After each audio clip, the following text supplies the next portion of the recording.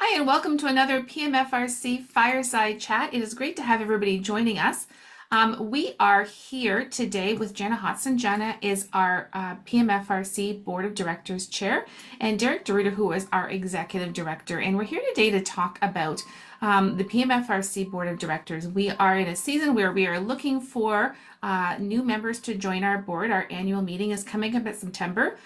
So what we're doing is we're going out to the community to ask if there are people who are interested in joining and lending their voice to this really important volunteer position.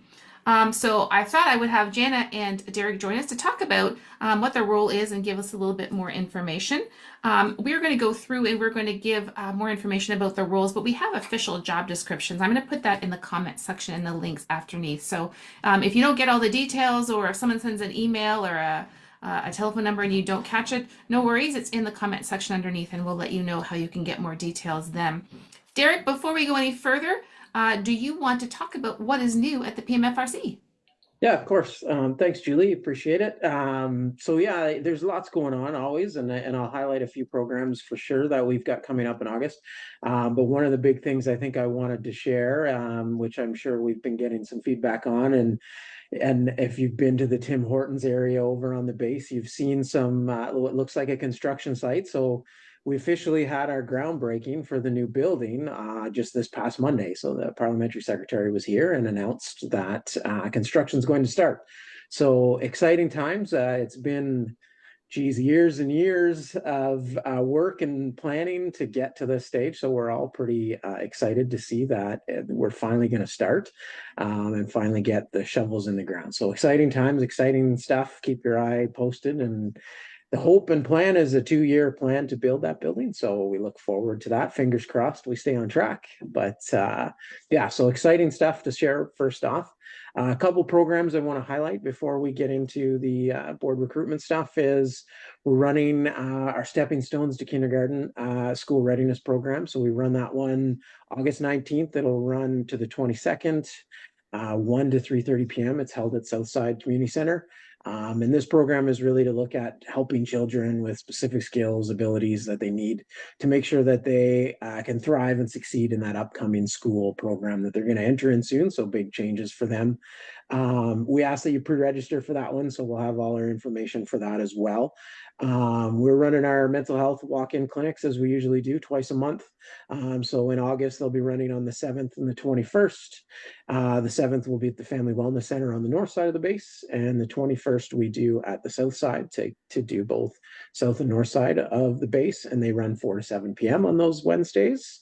We have our sensory aquatic program, so it's going to run August 10th. From 11 to 12. A little bit of a change this month. We're actually going to do it down at the beach. So it's going to be at Black Bear Beach. So that'll be a little different than the pool, but I'm sure it'll be fun and exciting to be in that different setting. And then we have our pre and postnatal support lunch and learns that are going on. So we've got August 10th from 11:30 to 1 at Southside. It'll look at having a healthy lunch, a little bit of mingling maybe, and some information that will be helpful to new and expecting parents. So if you're interested in that one, again, we ask that you pre-register for that.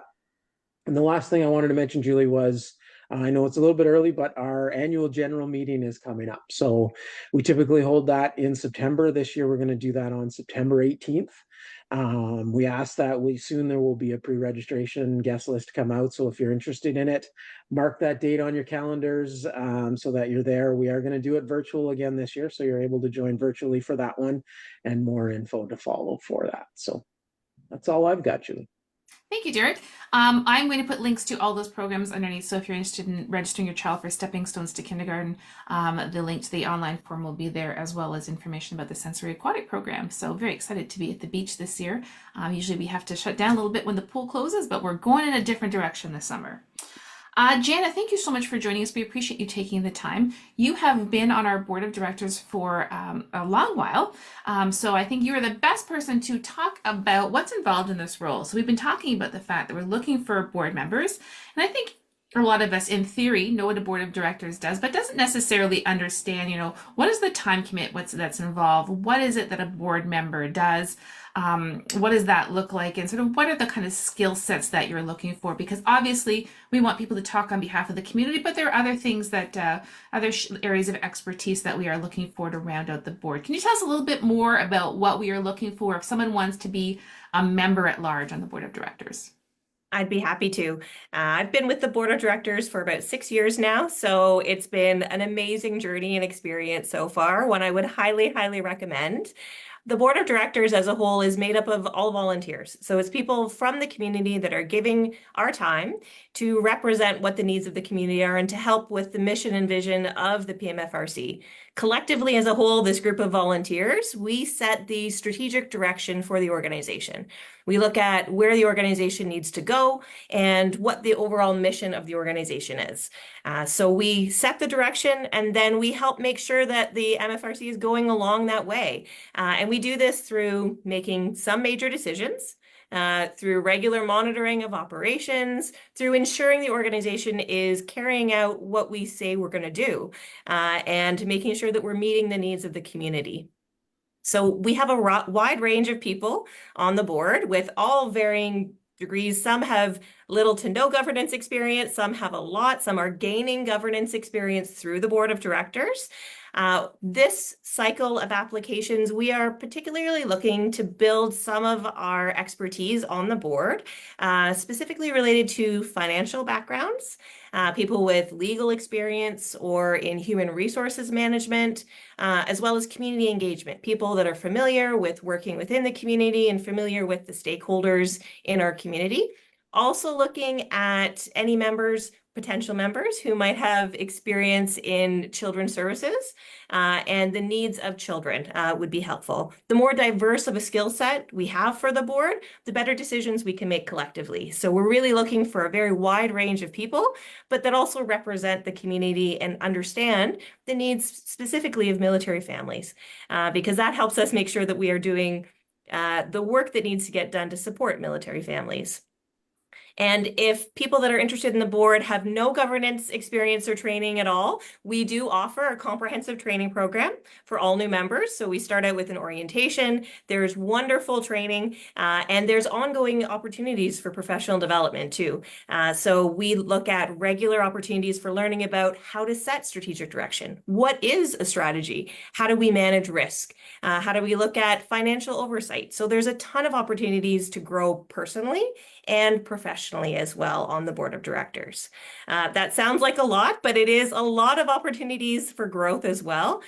When we look at what that looks like in reality, this is again a volunteer. We meet on a monthly basis. So usually it's a couple hours once a month for our regular board meetings. And those are held every month except in the summer. We do take a bit of a break in the summer except for recruiting new board members. But board members also participate in subcommittees as well. So we have our overall board of directors where we all come together to make the big decisions and make sure that we're headed in the right direction. And then we have subcommittees which look at really specific functions of the board like finance or professional development or governance. So there's an opportunity to really get in deep with some really specific governance type topics and help make the really key decisions that drive the PMFRC forward.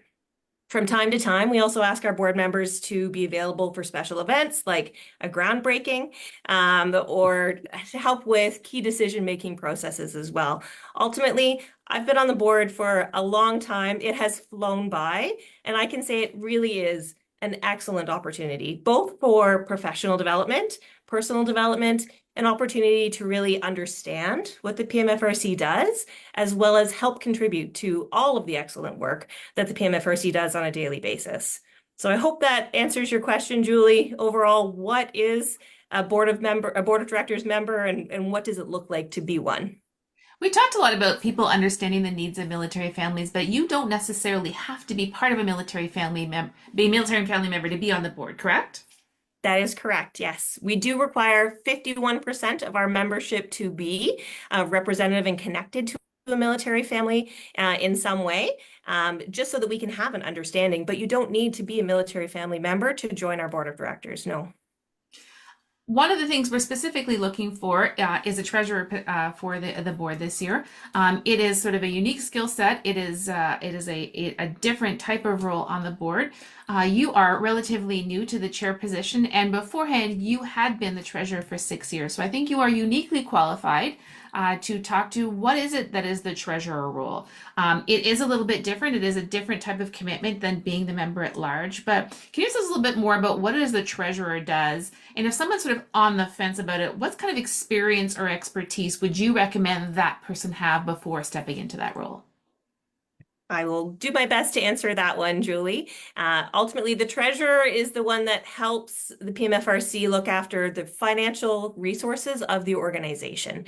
The treasurer is one of what is considered an officer of the board. So that's an executive position on the board.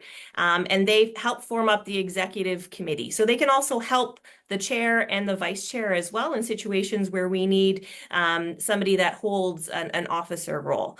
But the treasurer's primary responsibility is for overseeing the financial management of the PMFRC. This includes looking at budgets, financial planning, reporting, resource allocation, audits, making sure that the PMFRC is managing funds in a responsible way. We operate using public dollars, and we have a responsibility back to our funders and our community to make sure that we're using that money responsibly. So the treasurer looks at kind of the processes to make sure that that's happening and helps guide financial decisions. The treasurer would work a lot with the business team as well as the finance committee. So the treasurer also chairs one of the subcommittees of the board, which is the finance committee. And that's made up of volunteer board members as well as members of the PMFRC staff. And that committee comes together to help make and analyze financial decisions, whether it's looking at budgets or reports or results of audits. That really helps to dig down deep into the resource management. So then the board can receive reports from that committee that are already deeply analyzed and making sure that we're making the right decisions. So the treasurer really helps to guide that and support Derek and his team from an oversight perspective. The skills and experience that a treasurer would benefit from having definitely looks at finance or accounting, as well as attention to detail, and really, in particular, an ability to communicate financial information to people with potentially limited financial background and to interpret financial statements and budgets and share that information with the rest of the board members.